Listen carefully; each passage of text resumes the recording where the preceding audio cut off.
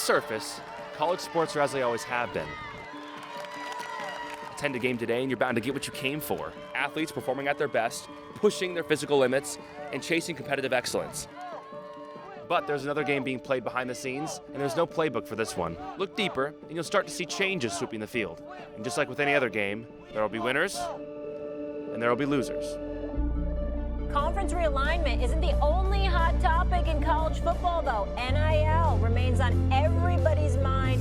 The reality is, our student athletes deserve something better. Name, image, and likeness was obviously a way in which athletes could ultimately profit off of obviously their name, image, likeness. The NCAA has failed. They dropped the ball. They did nothing about this issue when they had a chance. Now, it's made the situation of far more salacious than anybody ever anticipated. So, how do we get here? When did athletes making money become such a big deal?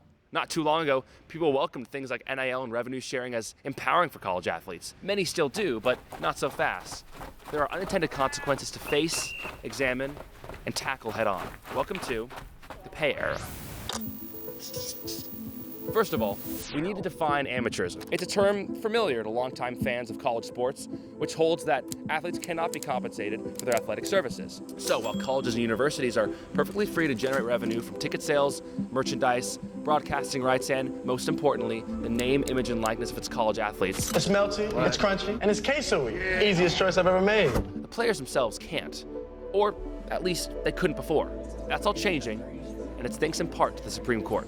The biggest court in the country turned to the NCAA and said, you're no longer as special as you think you are. This is a multi-billion-dollar business. We need to start treating it like one, and you are now subject to most of, if not all of, the same rules that a lot of these other business industries, right? We can't have every newspaper in the country setting a mark on how much they're going to pay the reporters. The U.S. Supreme Court today delivered a blow to the NCAA as the justices sided with former college athletes in a dispute over compensation. Over the past decade, legal and political challenges have threatened to topple the NCAA's prohibition of athletes seeking NIL deals, and it all came crashing down in June 2021.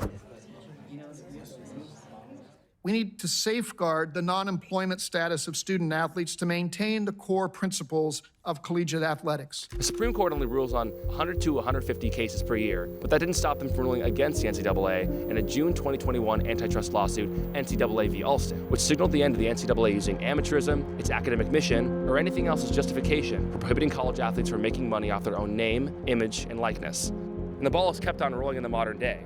That 2021 decision opened up the floodgates for athletes to appear in advertising campaigns, sell their own merch, make paid appearances, or even start their own businesses. Growing up in the sport of gymnastics, you are constantly being judged. So being able to have something that brings you to that moment of happiness and that moment of peace and bliss is essential.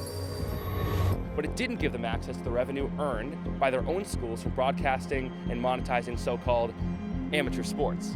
It did, however, spark serious debate over what college athletes are really worth and what compensation for their own product really looks like.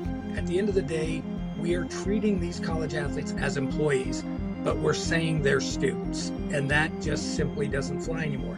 College athletics and college football in particular does not operate as a normal workplace. The employer, the entity for which someone is working, does not pay them directly. It's sort of backwards. It's like anti-capitalist in a way. It is the one industry left in the United States where the employing entity or entities do not pay the laborers. Enter revenue sharing. Mounting pressures didn't exit college sports once that landmark Supreme Court decision hit the papers in 2021. If anything, it accelerated them. What we have now is a legal and political framework that is fighting back against the NCAA's long-standing control of college athletes as assets. Think of it this way. College sports are finally succumbing to the pressures of capitalism. And it's no question money is being made off the athletes generating such entertainment value. College football, for instance, is the second most popular sport in America, behind only the NFL, and the NCAA generated nearly $1.3 billion in revenue across the 2022 to 23 fiscal year. That's a lot of money, and college athletes are starting to make serious progress towards claiming their share of it. As athletes figure out their personal brands and who they want to be in the public eye more and more as they have these opportunities, they're finding out that they have a lot more power than they realized they had before. Right now, what we see is athletes being able to go out and exercise their monetary and marketing utility as any other American, and they're making what the market bears. Sounds like a major victory for college athletes, right? Well, cracks are showing in this newly laid landscape already, and they're being felt of all the places at Loyola Marymount University. Anyone, and I mean anyone, who thinks that they can just cut 6 of our high-performing sports is absolutely delusional. Yeah!